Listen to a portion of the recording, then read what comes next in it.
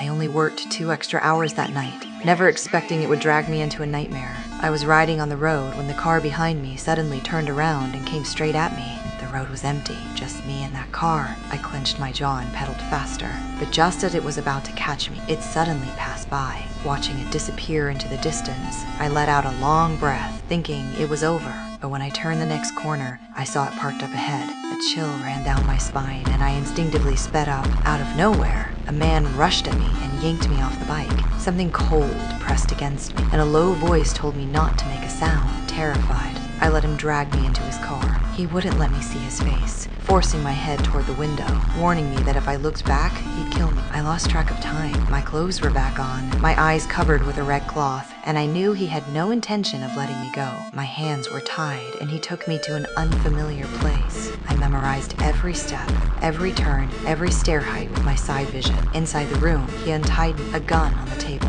This time, I felt there was no way out. He ordered me to take off my clothes, and I obeyed, just to survive. Again came the humiliation. He tied me up again, threw me onto a bed, gun pointed at me. I stayed still, too scared to cry. 2 days later, my grandma finally went to the police, but I knew no one would find me right away. The world had never been fair to me. She was 70 with a young boyfriend, and they often drained my paycheck.